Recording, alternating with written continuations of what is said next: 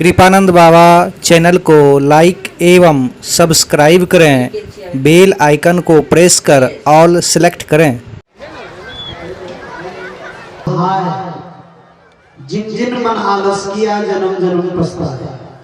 यदि हम आप भक्ति करके मुक्ति को प्राप्त करना चाहते हैं तो शीघ्र करने की आवश्यकता है। अंशाएंगे जन्म जन्म तक पछताना पड़ेगा।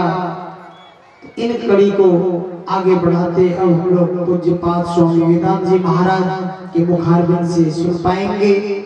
पूज्य श्री से निवेदन है भक्तों को उपदेश देने की कृपा करें। श्री सद्गुरु महाराज की जय जय।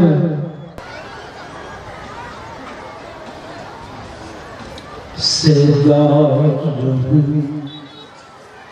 गुरुदेव शरण में मैं बालक नादा, कृपा सिंधु क्यों,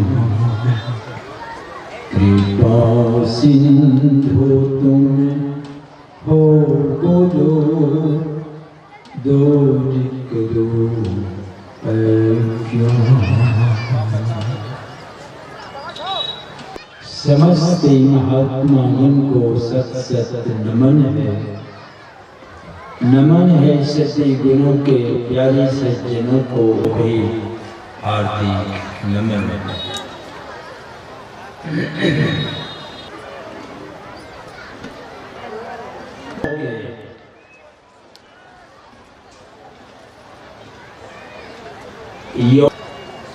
भगवान कृष्ण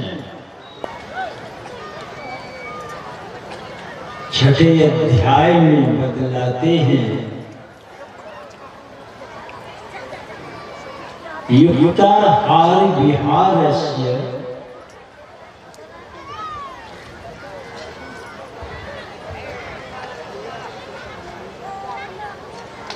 युक्तेष्टस्य कर्मसु युक्त स्वप्नावबोधस्य योगो भवति दुःखः। दुखों को नाश करने वाला योग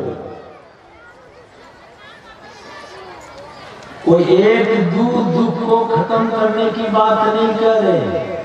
दुखों को जितने प्रकार के दुख हैं योग हो जाए। एक भी दुख आपके सामने खड़ा नहीं रहेगा। कई दुखों का जड़ ही उखाड़ के फेंक देंगे। कुछ ऐसा भी पौधा है जो उखाड़ के फेंकेगा फिर कंजर फेंकेगा, जल्दी नहीं मरता। मगर ये योग दुख के जड़ को उखाड़ करके फेंक देगा, फिर उसमें कंजरेगा कुछ नहीं। और इस तरह के योग की सफलता कैसे पाओगे? यानी हम इस तरह योग में सफल हो जाएं तो क्या क्या करना पड़ेगा? तो कहा युक्ताहार विहारस्य।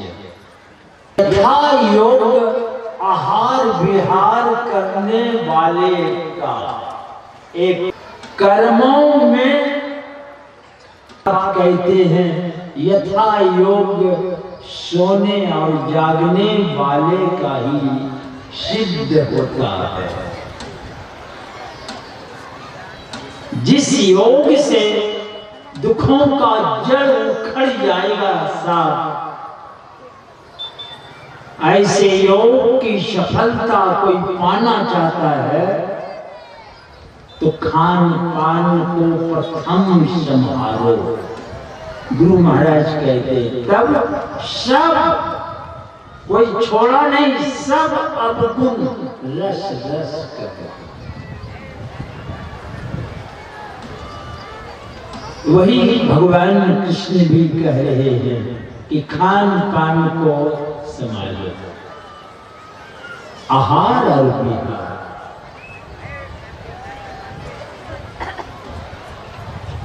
और काम जो करते हैं आप, नौकरी है, खेती गृहस्थी बनियोटी,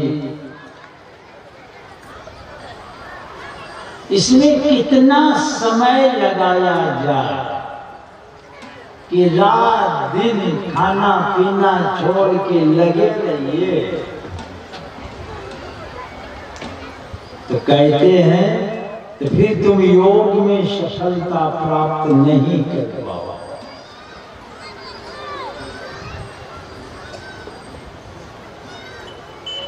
और सोना और जागना, कितना सोएं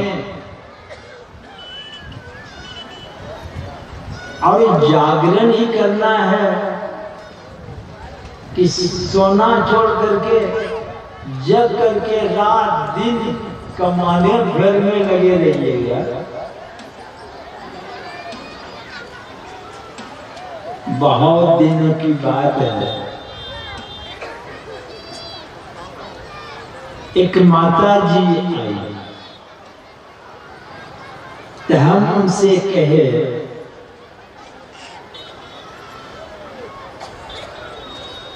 कि कुछ समय निकाली कर ध्यान भजन करना चाहिए।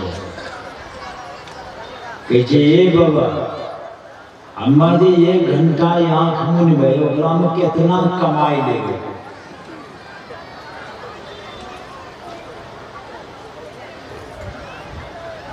अब 1 घंटा आंख बंद करने में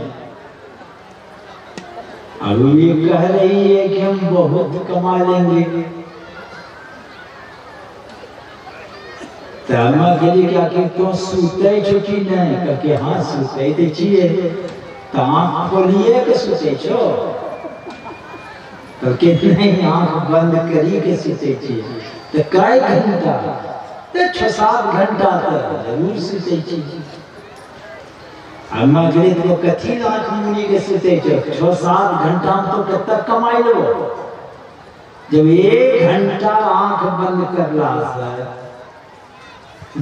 बहुत कमावा से गए जो 6-7 घंटा जो आंख मुनी का सुतलो रहे छो सुतबे नहीं करो। अगले तब पता चलेगा जब 7-8 दिन नहीं सोने से तब आप 2 कौड़ी का हो जाइएगा। सड़क पर ढेला और चिथड़ा ढूंढन पत्थर उठाते रहिएगा, यानी पागल हो जाएगा। नींद नहीं हो तो आदमी क्या हुआ, पागल हो जाएगा।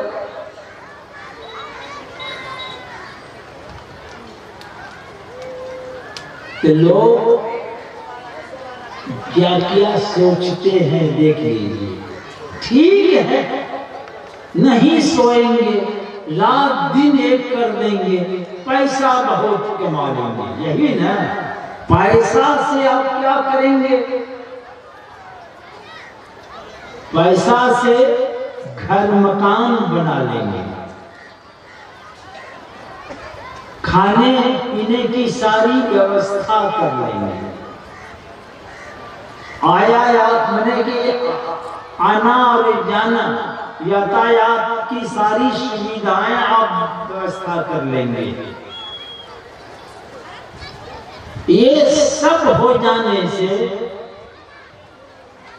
क्या जीवन में शांति आती है? आई है किसी को?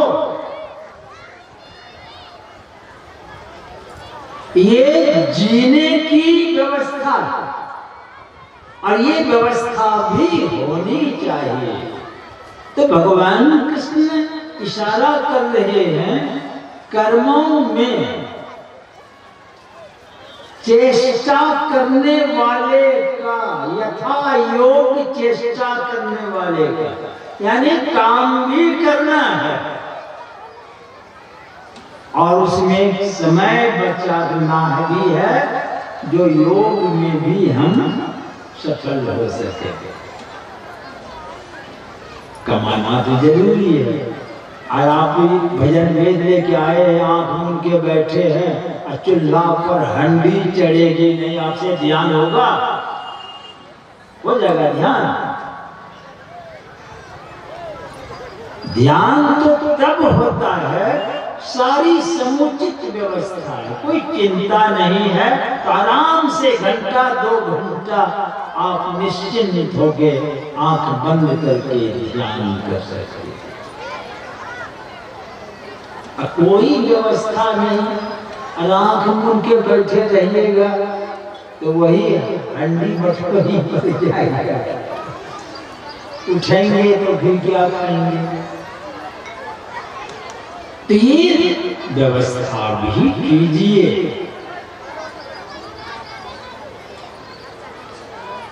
कितना खाएं यह भी ज्ञान चाहिए। हमारे देश में चरक जी महाराज हो गए, जिन्होंने चरक संहिता की रचना की है। जब चरक संहिता की रचना की तो एक दिन उनके मन में ये बात आई कि मैंने जो रचना की है वैद्य हकीम लोग क्या समझे हैं, तो इसकी कैसे पता कैसे चलेगा? तो वे चिड़िया देखिए कैसे हकीम है चरक जी महाराज, मनुष्य से चिड़िया बन गए। चिड़िया बन के आकाश मार्ग से उड़ते जा रहे हैं। कहाँ जा रहे हैं? आजकल की भाषा में कॉन्फ्रेंस बोलते हैं। तो वहां वैद्य हकीमों की एक सभा लगी थी, वहीं जा रहे हैं चिड़िया बन करके।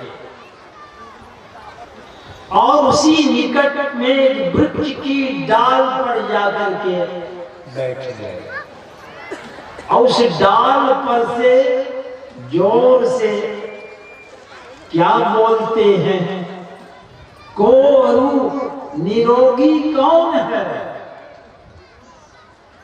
ये आवाज गई। वैद्य हकीम जहां बैठे हुए थे तो दृष्टि सबकी चली गई वृक्ष के डाल तरफ। तो वहां एक चिड़िया बैठी है और वो पूछ रही है निरोगी कौन है?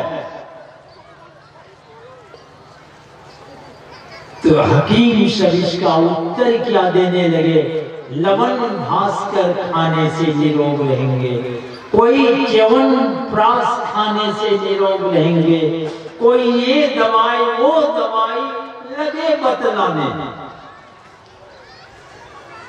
चरक जी महाराज को बड़ी चिंता हुई।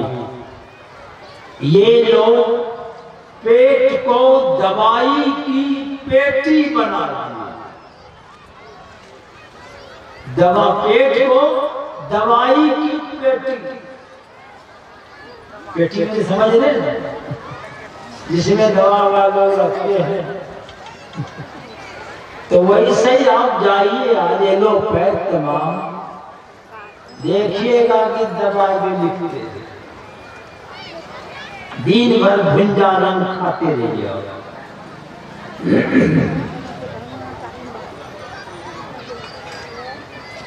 निराश होकर के उड़े चले जा रहे थे। एक जगह वाघ जी स्नान कर रहे थे, वृक्ष के डाल पर बैठ के यही पूछते हैं निरोगी कौन है। तो वाघ की भी दृष्टि चली गई, देखता है कि वृक्ष की डाल पर एक चिड़िया बैठी है और वही बोल रही है निरोगी कौन है। ये क्या उत्तर देते हैं, हित भो, मित भो और रित भो, वही निरोगी है। चरक जी महाराज बड़े प्रसन्न हो गए और सीधे डाल से उड़े और सामने आके सही रूप में चरक जी महाराज रूप में प्रकट हो गए। वो बाघ भट्ट जी चरण छू के प्रणाम करते हैं और चरक जी बाह पकड़ के बड़े प्रेम से सीने में लगाए और पीठ को सहलाते हुए कहते हैं, बेटा तूने ही समझा। अब बेटा क्या समझा? बेटा तो उत्तर दे रहा है, हित भो, मित भो और रित भो।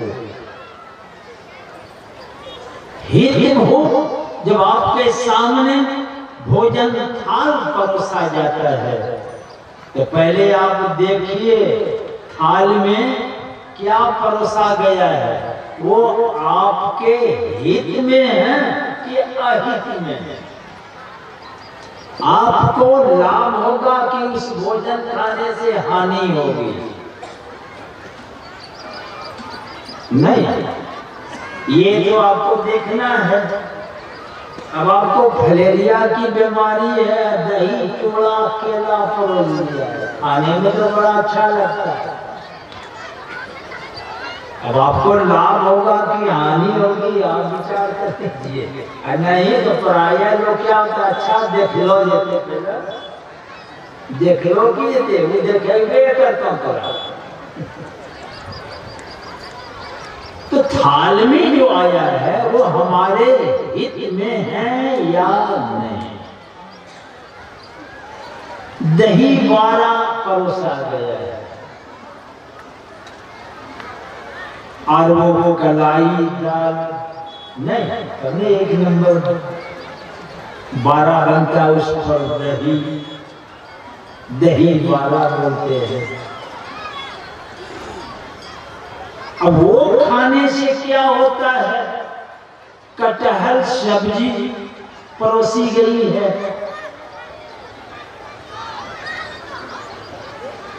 और एक कटोरा दूध भी परोसा गया है।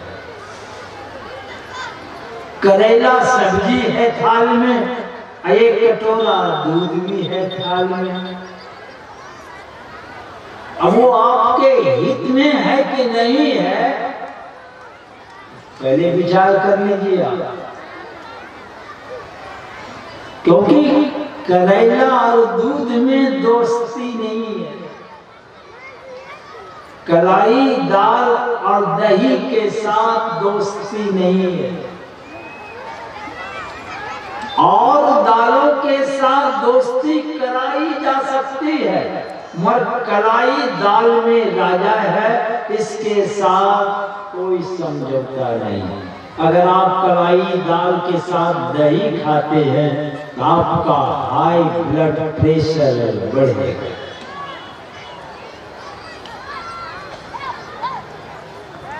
तो कुछ इस तरह की सामग्री है, मिलने पर एक दूसरे से प्रतिक्रिया होती है जो आपको हानि करेगी। तो कहने का मतलब है कि आपके हित में जो हम ग्रहण करने जा रहे हैं हमारे हित में है या नहीं, ये ज्ञान तो चाहिए। क्योंकि योग में सफलता पाना है आपको। और हमारे ब्रह्मा जी कोई 4 माथा है, हम लोगों को तो एक माथा, कोई 4 माथा काम नहीं कर रहा है। कि ब्रह्मा जी को बहुत बाल बच्चा है, मनुष्य की तो जनगणना है, अब बाकी इधर किसकी जनगणना? जनगणना भी संभव नहीं है। पर मनुष्य अभी धरती पर 7 अरब से बेसी है। तो ब्रह्मा जी को बड़ी चिंता हुई, सब बाल बच्चा कैसे सुखी रहेंगे। आप लोग भी ब्रह्मा से कम नहीं है। और उनको गिनती नहीं है, आपको गिनती में है 2 4 5 बच्चा जो भी है गिनती में, मगर आप चिंतित रहते हैं। कौन है माता पिता जो चिंता नहीं करते? सब इसी चिंता में हैं, पढ़ाना है, लिखाना है, तो कहाँ पढ़ाना है, कहाँ भेजना है, डॉक्टर बनाना है, इंजीनियर बनाना है, तो भेजो कोटा। और खर्ची है कम, अब कोटा तैयारी करने भेजना है तो क्या करेगा? तो घरे का कोटा काट के बेटा बेटी को कोटा भेजे। मैं देखा घर का ही कोटा काटा कोटा भेजने के लिए, माने जो खर्ची है घर में उसको भी कमी किया। चलो 2 सब्जी नहीं, 1 सब्जी, चलो लौंडे रोटी सही, मगर बेटा को पढ़ाना है तो भेज दीजिए कोटा।